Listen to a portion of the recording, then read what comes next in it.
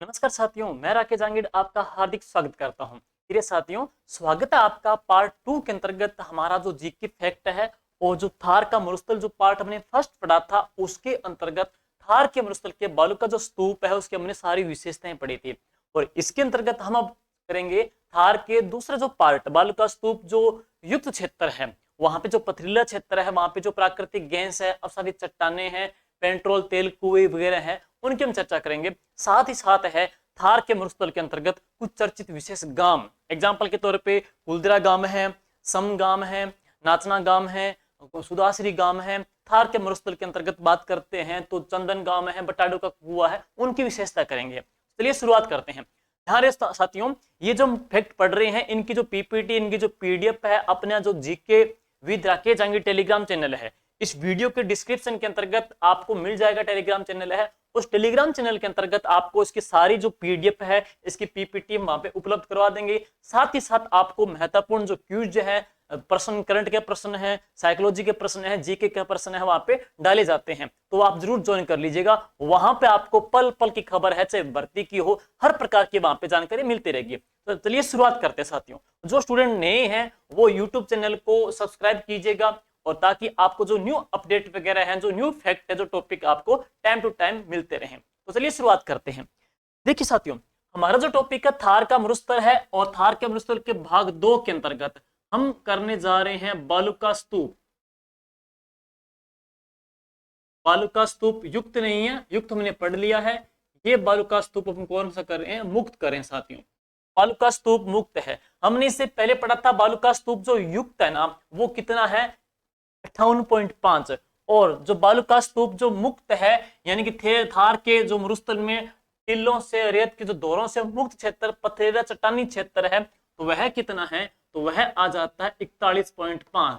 ये अधीनस्थ बोर्ड के द्वारा पटवार एग्जाम में प्रश्न पूछा गया था कि राजस्थान में बालू का स्तूप जो मुक्त क्षेत्र है उसका दायरा कितना है? 41.5 आ जाता है। अब बात करते हैं राजस्थान के अंतर्गत ये जो बालू का स्तूप जो मुक्त क्षेत्र है, इसका किस प्रकार से कहां पे साथियों इसका विस्तार है, इसका आप पढ़ेंगे तो इसमें आएगा एक फलोदी का क्षेत्र, जोधपुर, और कौन सा?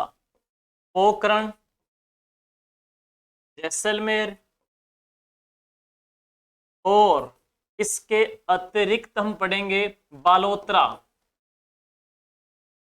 कहां का क्षेत्र? बाड़मेर का है। तो राजस्थान में ये त्रिभुजाकार आकृति के रूप में हम इसको कह सकते हैं, ट्रायंगल के रूप में ये इसका विस्तार है। विरोधी जोधपुर, पोखरण, जैसलमेर, बालोतरा बाड़मेर के अंतर्गत है। संपूर्ण साथियों ये पथरीला क्षेत्र है, और इसका दायरा कितना है? 41.5 है। ये पथरीला क्षेत्र है, जिसको संपूर्ण पथरीले मरुस्थल को क्या बोल देते हैं साथियों? हमादा कहा जाता है। अब बात करते हैं इस हमादे के अंतर्गत, पथरीले क्षेत्र के अंतर्गत कई प्रकार के संभावनाएं मिलेगी आपको। सबसे पहले की बात करते हैं, यहाँ हमादा या पथरीला क्षेत्र है, तो यहाँ पे चट्टानें कैसी है? यहाँ पर अवसादी चट्टानों की प्रधानता है। तो यहाँ पर अवसादी चट्टानें हैं, पर अवसादी जो चट्टानें हैं जिनसे मिलता है क्या? जीवाश्म ईंधन। तो यहाँ से जीवाश्म ईंधन के भंडार भी खोजे गए हैं।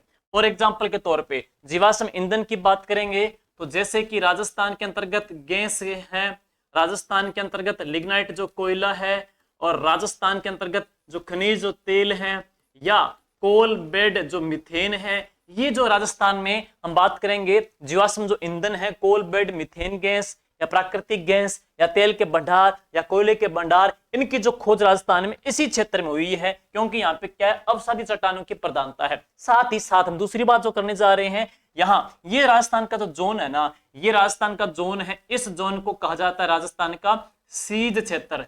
ध्यान रहे साथियों, इसको राजस्थान का सीज क्षेत्र कहते हैं। लेकिन ध्यान रहे, उद्योग जो टॉपिक पढ़ोगे तो उद्योग टॉपिक के अंतर्गत आपको वहां पे एक वर्ड मिलेगा, और वह वर्ड क्या मिलेगा? सेज क्षेत्र। तो उद्योग टॉपिक के अंतर्गत आपको सेज मिलेगा, और यहाँ आपको सीज मिलेगा। सीज क्षेत्र क्या है? यानी कि बाड़मेर, बाड़मेर का है, जोधपुर का है, जैसलमेर, जैसलमेर, जोधपुर, बाड़मेर। राजस्थान में जो 3 जिले हैं, सबसे ज्यादा यहाँ पे क्या है? सौर ऊर्जा की भरपूर या प्रचुर संभावनाएं हैं। यहाँ पे सौर ऊर्जा की विपुल संभावना की वजह से राजस्थान का इस क्षेत्र को सीज क्षेत्र कहते हैं। सीज बोले तो सोलर, इससे पहले के वीडियो में मैंने कराया इसके बारे में। सोलर ई का अर्थ है एनर्जी, ई का अर्थ है इंटरप्राइजेज, जेड का अर्थ है जोन, सौर ऊर्जा उत्पादक क्षेत्र है। अब हम इसी वीडियो के अंतर्गत बात करेंगे कि यहाँ पे सौर ऊर्जा को लेकर के कौन कौन से प्लांट स्थापित किए गए हैं।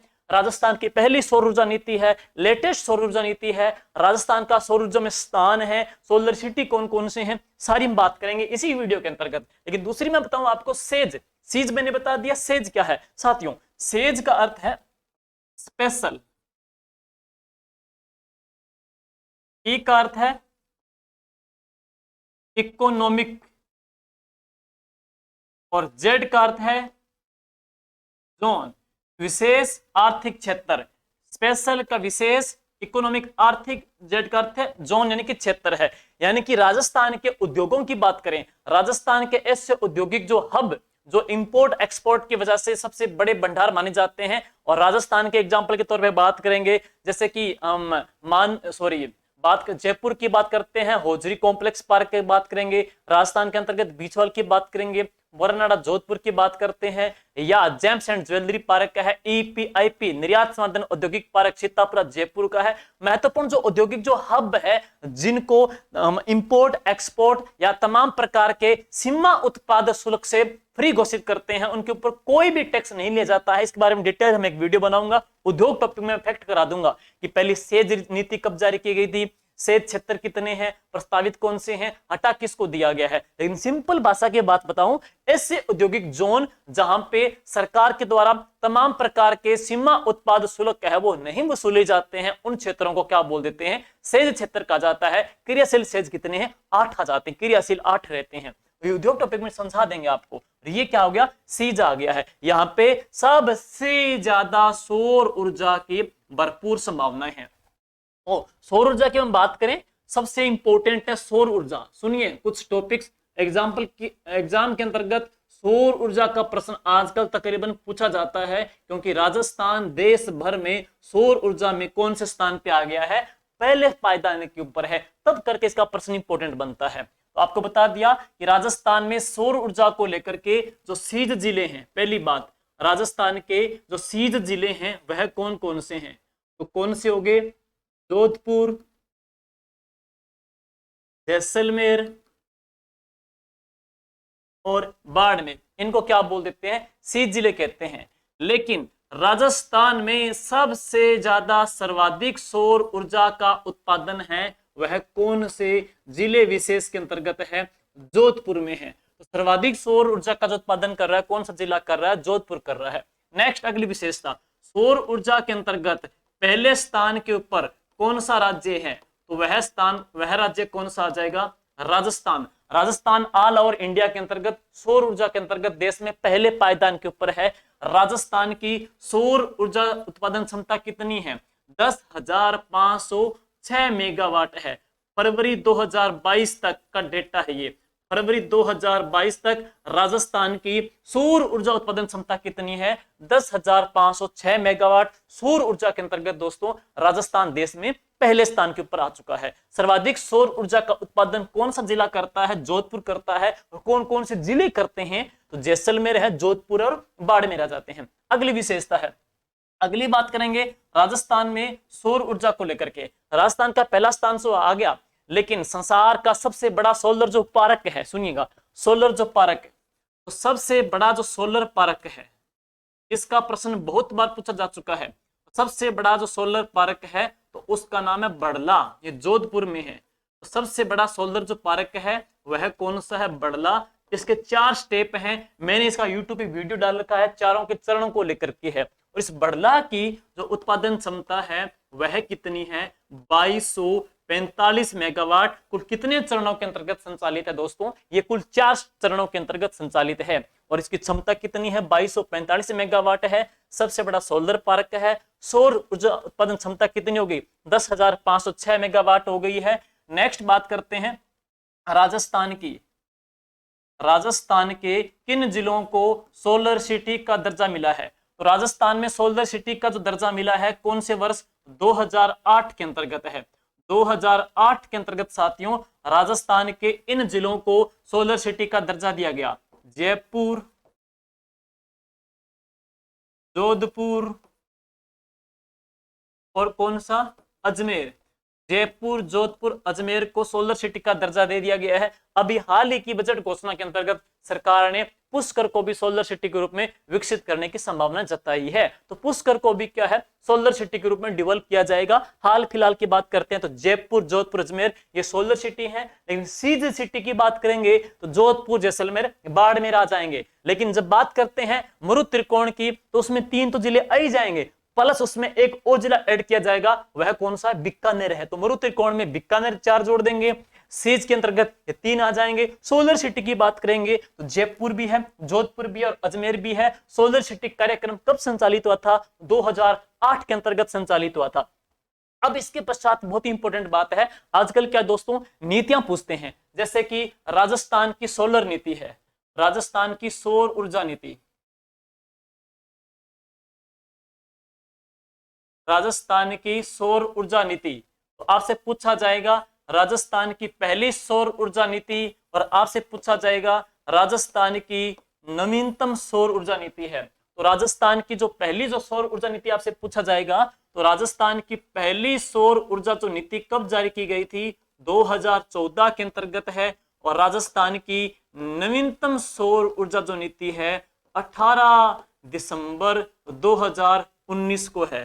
तो राजस्थान की नवीनतम सौर ऊर्जा नीति 18 दिसंबर 2019 को जारी की गई है। राज्य की पहली सौर ऊर्जा नीति 2014 को जारी की गई थी। सोलर सिटी आ चुके हैं, सोलर पार्क आपको बता दिया गया है, सौर ऊर्जा की क्षमता इतनी हो चुकी है, जिले ये हो गए हैं। तो ये हमने पढ़ा था राजस्थान के इन चीज को लेकर के है। अब मैं दूसरी बात कर रहा हूं कि बालू का स्तूप जो मुक्त है, यहाँ पे क्या अवसादी चट्टानें हैं, तो यहाँ पे जीवाश्म ईंधन प्राप्त होते हैं। तो जीवाश्म ईंधन की थोड़ी बात करेंगे साथियों कि राजस्थान के इसी क्षेत्र के अंतर्गत है जीवाश्म ईंधन प्राप्त होते हैं। तो जीवाश्म ईंधन यहीं से प्राप्त होते हैं, राजस्थान के संपूर्ण पथरीले क्षेत्र के अंतर्गत है। बालू का स्तूप मुक्त है, वहां पे अवसादी चट्टानें हैं, अवसादी चट्टानें हैं, वहां से जीवाश्म ईंधन प्राप्त होते हैं। जीवाश्म ईंधन की मैं बात करूंगा साथियों, तो सबसे पहले बात की जाएगी किसकी, प्राकृतिक गैस की है। यहीं से प्राकृतिक गैस के भंडार मिले हैं। राजस्थान के अंतर्गत बात करते हैं, प्राकृतिक गैस की खोज करने के लिए जो अधिकृत जो कंपनियां विशेष तौर पे काम कर रही है, तो वह कौन कौन सी है, ओएनजीसी, और दूसरी जो पढ़ते हैं वह कौन सी है, GAIL, ONGC oil natural gas corporation, और GAIL gas authority of India limited, जिसको गेल बोल देते हैं। ये 2 कंपनियां यहाँ पे क्या है, प्राकृतिक गैस की खोज कर रही है। राजस्थान के अंतर्गत प्राकृतिक गैस की जो खोज हुई थी 1994 के अंतर्गत है, और कौन से जिले के अंतर्गत, जैसलमेर में है।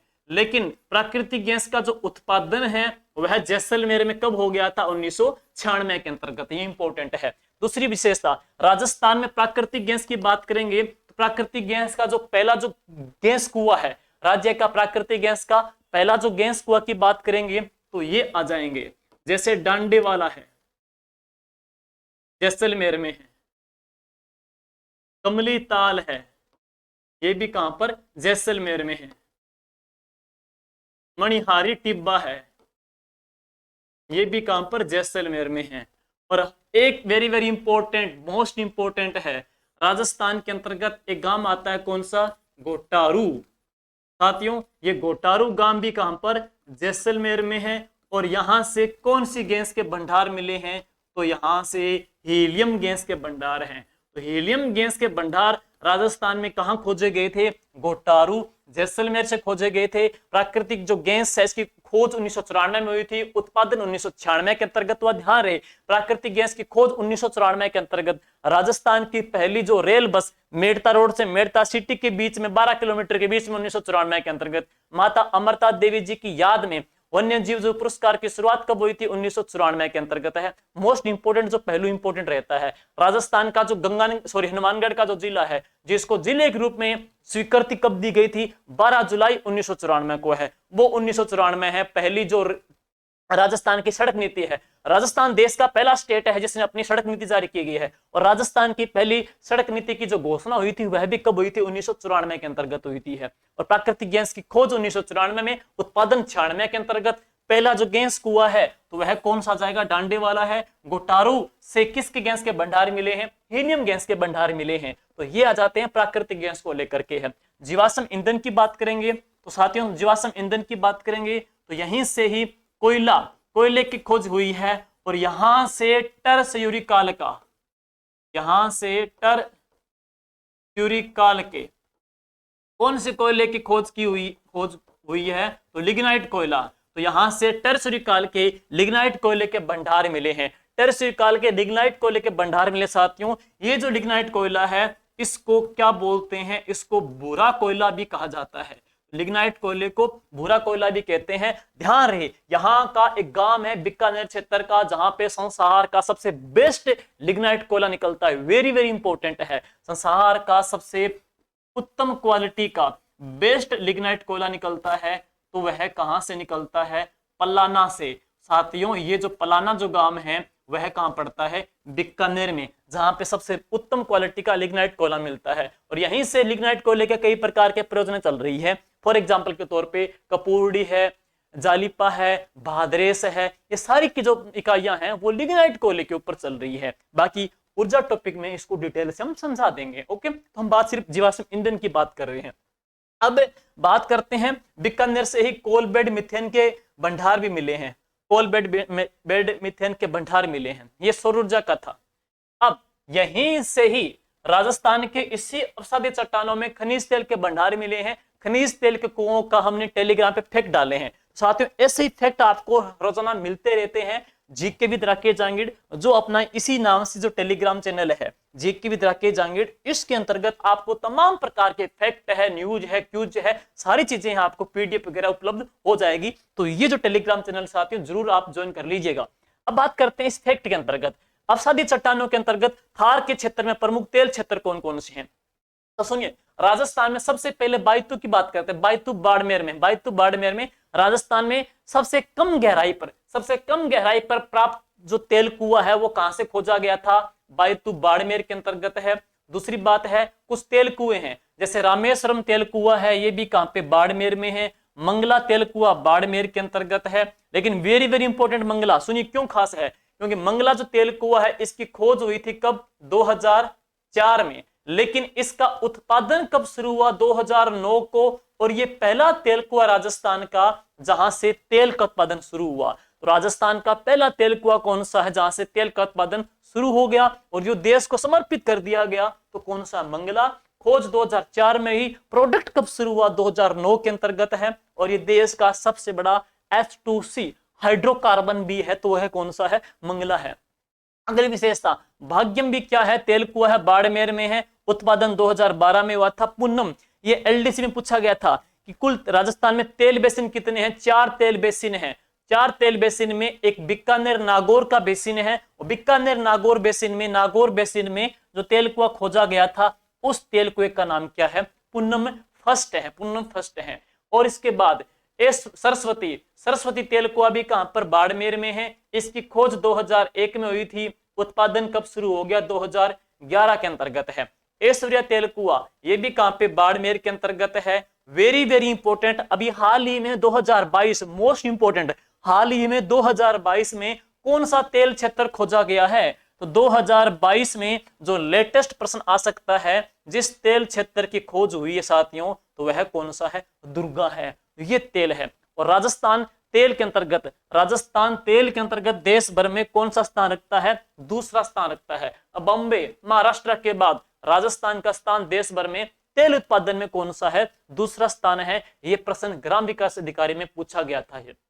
और अगली जो खूबी है, राजस्थान के अंतर्गत सबसे ज्यादा तेल क्षेत्र, तेल कुओं की खोज करने वाली जो कंपनी है, तो वह कौन सी साथियों, कैयर्न एनर्जी है। इसी ने राजस्थान में सर्वाधिक तेल कुओं की खोज की है, कैयर्न एनर्जी। और ये कैयर्न जो एनर्जी है साथियों, ये कहां की है, तो ये है स्कॉटलैंड की। तो कैयर्न एनर्जी का संबंध कहां से है, स्कॉटलैंड से है। ध्यान रहे, स्कॉटलैंड इसके अलावा पूरे विश्व भर में क्यों फेमस है, शराब के उत्पादन को लेकर के है। शराब उत्पादन को लेकर के स्कॉटलैंड बहुत फेमस है। लेकिन ध्यान रहे, राजस्थान का शराब उत्पादन की वजह से एक जिला जिसे राजस्थान का स्कॉटलैंड कहा जाता है, तो वह कौन सा है, अलवर है, जिसको राजस्थान का शराब उत्पादन की वजह से स्कॉटलैंड कहते हैं। लेकिन राजस्थान की एक ऐसा गांव जहां की शराब अपनी क्वालिटी के लिए फेमस मानी जाती है, तो वह कौन सा है? महनसर गांव है। और ये महनसर गांव कहां पड़ता है साथियों? झुंझुनू के अंतर्गत। लेकिन अभी हाल ही में राजस्थान का शराब से जो मुक्त, राजस्थान का शराब से जो मुक्त पहला जो गांव है, तो उस गांव का जो नाम है वह क्या है? काचबली है। और ये काचबली जो गांव पड़ता है कहां पर? राजसमंद में पड़ता है, जो राजस्थान का शराब से मुक्त पहला गांव माना जाता है। शराब क्वालिटी के लिए फेमस महनसर झुंझुनू का है। राजस्थान का शराब उत्पादन की वजह से स्कॉटलैंड कौन सा? अलवर है। और राजस्थान में स्कॉटलैंड की कौन सी कंपनी सर्वाधिक तेल कुओं की खोज की है? तो वह कौन सा आ जाएगा? केरन एनर्जी है। ध्यान रहे स्कॉटलैंड है। स्कॉटलैंड से ही कौन ताल्लुक रखते हैं?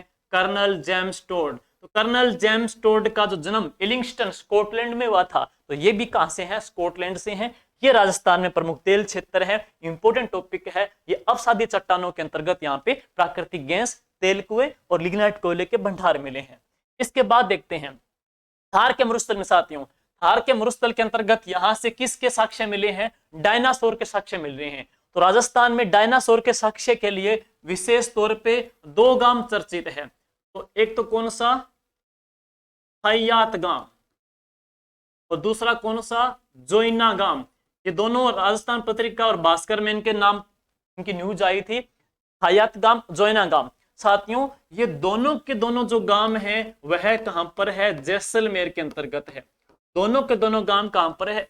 जैसलमेर के अंतर्गत है। और यहां से डायनासोर के साक्ष्य मिले हैं। तो यहां से किसके साक्ष्य मिले हैं? डायनासोर के। तो यहां से डायनासोर के साक्ष्य मिले हैं। लेकिन कौन से युग के? तो वह है जुरेसिक काल के हैं। तो यहां पर जुरेसिक काल के डायनासोर के साक्ष्य मिले हैं। लेकिन ध्यान रहे राजस्थान में जुरेसिक काल का ही यहाँ पे संगमरमर निकलता है। जैसलमेर से जो पत्थर निकलता है वो पीला पत्थर है। और ये कौन सी काल का है? जुरेसिक काल का है। तो यहां से जुरेसिक काल के ही पिथुला गांव जैसलमेर से क्या प्राप्त होता है? पीला ग्रेनाइट है। तो जैसलमेर के पिथुला जो गांव है यहां से पीला ग्रेनाइट प्राप्त होता है। वो भी किस काल का? जुरेसिक काल का। जुरेसिक काल में डायनासोर थे और यहाँ पे डायनासोर के साक्ष्य मिलते हैं थायात गांव और किस गांव से? जोइना गांव से हैं। नेक्स्ट इसके बाद देखोगे गोडाउन। इसका पहले हमने फैक्ट डाल भी दिया था, गोडाउन को लेकर के है कि राजस्थान के अंतर्गत राजस्थान का जो राज्य पक्षी है गोडावण है, शर्मिला पक्षी भी है, सोनचिड़ी भी है, गुद्दनमेर भी कहते हैं, तुगना भी कहते हैं, मालमोरडी भी कहते हैं, कई प्रकार के इसको नाम मिलते हैं गोडावण को लेकर के। लेकिन इंपॉर्टेंट बात कहेंगे ये जो गोडावण है राजस्थान के अंतर्गत विशेष तौर पे 3 गांव चर्चित। कौन कौन से? एक तो सोरसन, एक कौन सा? सांकलिया, और एक कौन सा? राष्ट्रीय मरु उद्यान। तो सोरसन कहां पर साथियों? 12 जिले में है। सोरसन 12 जिले में। सांकलिया कहां का है? अजमेर का है। राष्ट्रीय मरु उद्यान, राष्ट्रीय जो मरु उद्यान है 2 जिलों में 3162 वर्ग किलोमीटर में विस्तारित है। बाड़मेर जैसलमेर फैला हुआ है। इसी राष्ट्रीय मरु उद्यान के अंतर्गत जैसलमेर में सर्वाधिक है तो कौन सा पक्षी है? ये गोडावण है। ध्यान रहे गोडावण को लेकर के वर्तमान में जो संरक्षण स्थली बनी हुई है तो वह कौन सा गांव है? सुदाश्री गांव। वर्तमान में इस पक्षी का आश्रय सुदाश्री गांव जो कि राष्ट्रीय मरु उद्यान में ही आता है, यहाँ पे इनका संरक्षण है, इसके लिए चर्चित है। ध्यान रहे जैसलमेर जिला है तो जैसलमेर जो जिला है उसका जो शुभंकर है तो वह भी कौन सा है? राष्ट्रीय मरु उद्यान की बात करते हैं उसके अंतर्गत ये गोडावण पक्षी पाया जाता है। जैसलमेर जिले का शुभंकर भी कौन सा? गोडावण है। और इसको लेकर के प्रोजेक्ट को लेकर के इसको संरक्षित करने के लिए हम बात करते हैं जैसलमेर में एक अभियान भी चलाया गया था कि मेरी उड़ान न रोको। मेरी उड़ान जो न रोको है ये अभियान भी किसको लेकर चलाया गया है? गोडावण को लेकर के है। इसका फैक्ट हमने टेलीग्राम में डाला था जिसमें सारी खूबियां थी है। ये देखो साथियों लकड़ी मिल रही है, देख रहे होंगे आप यहाँ पे बहुत ज्यादा। ये लकड़ियों के साक्ष्य मिले हैं, यहाँ से लकड़ियों के साक्ष्य हैं। तो लकड़ी के साक्ष्य मिले हैं तो हम बात करेंगे ये जो गांव है वह कौन सा है? आकल गांव है साथियों। तो ये आकल गांव है और ये कहां पर है? जैसलमेर में है। और यहां पर एक पार्क बनाया गया है आकल would fossils, Akal wood fossils park. Akal wood fossils जो पार्क है वो कहां पर है? आकलगाम जैसलमेर में है। क्यों खास है? यहां से 18 करोड़ वर्ष पुरानी काष्ठ के, लकड़ी के जीवाश्म मिले। 18 करोड़ साल पुरानी, तकरीबन 18 करोड़ साल पुरानी लकड़ी के जो साक्ष्य मिले हैं वह कौन से गांव से मिले हैं? अक्कल गांव से मिले हैं। तो यहां से 18 करोड़ वर्ष पुरानी लकड़ी के साक्ष्य मिले हैं, उन्हीं का एक म्यूजियम, एक पार्क बनाया गया है। उसका नाम क्या है? अक्कलवुड फॉसिल्स पार्क, एक लकड़ी का पार्क है। और ये कहां पर है? अक्कलगाम जैसलमेर के अंदर। चलिए नेक्स्ट इसके बाद में है, अगली बात करते हैं। ये कुआं है साथियों, बट्टाड़ू का कुआं है। थार के मरुस्थल के अंतर्गत हम दो कुएं अक्सर पढ़ते हैं, दो कुओं की बात करेंगे। जैसे ऊपर ये फोटो में दिखाया जा रहा है, ये जो कुआं है इस कुएं का तो नाम क्या है? बट्टाड़ू का कुआं है। लेकिन एक कुआं आप और पढ़ोगे और उस कुएं का नाम क्या है? चंदन नलकूप है। ध्यान रहे, थोड़े कंफ्यूजिंग पैदा होती है। अब ये फोटो में दिखाया जा रहा है, ये कौन सा है? बट्टाड़ू का कुआं साथियों, बैटाड़ू बाड़मेर के अंतर्गत। याद रह जाएगा कि बट्टाड़ू का जो कुआं है यह तो कहां पर है? बाड़मेर के अंतर्गत। लेकिन चंदन जो नलकूप है तो यह कहां पर है? जैसलमेर के अंतर्गत है। चंदन नलकूप कहां पर? जैसलमेर में। लेकिन दूसरी बात, उपनाम पूछ लेते हैं।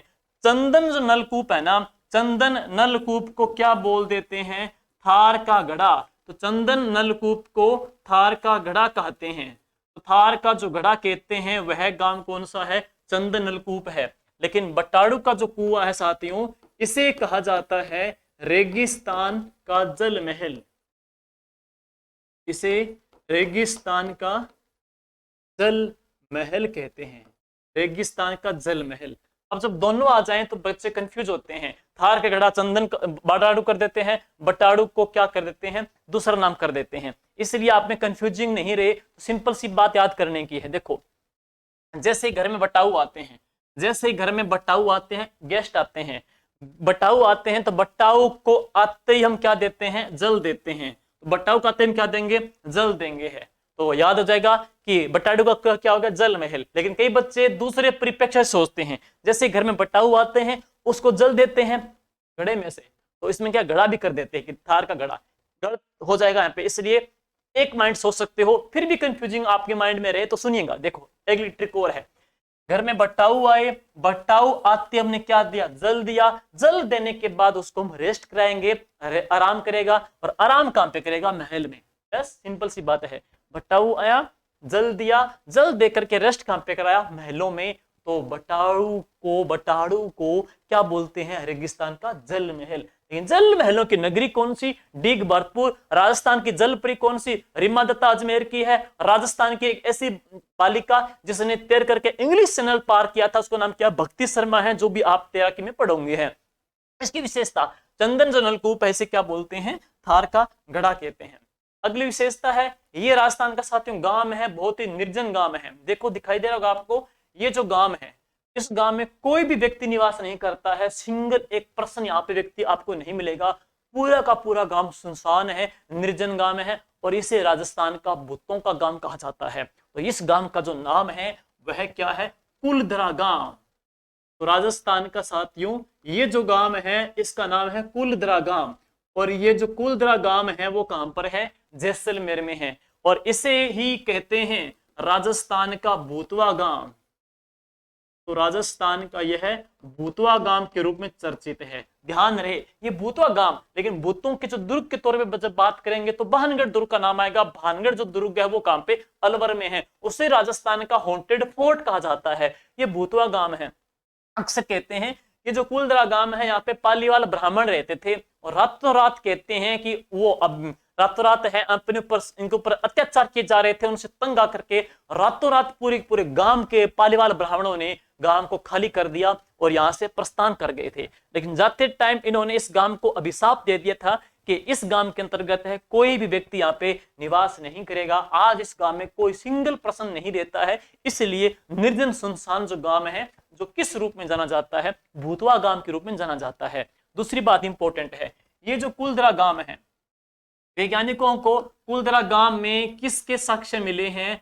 मछली के। तो यहाँ के मछली के, यहाँ से मछली के जीवाश्म, तो यहाँ के मछली के जीवाश्म के साक्ष्य भी इसी गांव से साथियों प्राप्त हुए हैं। इसीलिए वैज्ञानिकों ने यहाँ पे मत लगाया कि यहाँ पे क्या है, पहले तैतीय सागर के अवशेष थे। तो तैतीय सागर के अवशेष थे, उसकी जानकारी जैसे कि हम कह सकते हैं डायनासोर हो गया है, काष्ठ के जीवाश्म हो गए हैं, मछली के जीवाश्म हो गए हैं, उस आधार पे यहाँ पे गेस किया गया है। अगली विशेषता कुलधरा गांव। कुलधरा गांव में यहाँ पर एक राजस्थान का पार्क लगाया गया है, कैक्टस पार्क है। कंटीला जो पौधा होता है नागफनी जैसा, तो राजस्थान का जो कैक्टस जो पार्क है, तो राजस्थान का जो कैक्टस जो पार्क है वह भी कहां पे स्थापित हुआ है? कुलधरा गांव जैसलमेर में राजस्थान का कैक्टस पार्क भी स्थापित किया गया है। तो इस रूप में साथियों ये चर्चित है। और इसकी बात करते हैं, इसके जो अतिरिक्त जो हम गांव कह सकते हैं तो वह कौन सा है? सम गांव है। राजस्थान का पूर्णतया वनस्पति रहित है, तो राजस्थान का पूर्णतया जो वनस्पति रहित जो गांव आ जाता है साथियों, तो वह कौन सा है? सम गांव है। उम्मीद करते हैं साथियों इस थार के मरुस्थल के अंतर्गत जो आपके फैक्ट थे एग्जाम में आने वाले हैं, बाल का स्तूप है, आसादी चट्टाने हैं, जीवाश्म ईंधन है, सौर ऊर्जा है, कुछ चर्चित गांव है, वो हमने सारे कंसेप्ट पूरे कर लिए हैं। अगला जो फैक्ट है उसमें हम अरावली की चोटियों को लेकर के चलेंगे। और दूसरी बात, टेलीग्राम चैनल अपना जीके विद राकेश जांगड़ साथियों जरूर ज्वाइन कर लीजिएगा, वहां पे आपको सारी अपडेट मिलती रहेगी है। और अगला जो टॉपिक है अपने फिर शुरू करेंगे, कल को लेके आएंगे। और जो स्टूडेंट न्यू है इस वीडियो को लाइक कर दीजिएगा, कमेंट कर दीजिए जो आपकी कीमती सुझाव भी हो। साथ साथ के अंतर्गत साथियों अपना जो टेलीग्राम चैनल है और जो अपना यूट्यूब चैनल है इसको सब्सक्राइब कर लीजिएगा ताकि सारी जो अपडेट आपको मिलते रहे। Thank you, goodbye, all the best.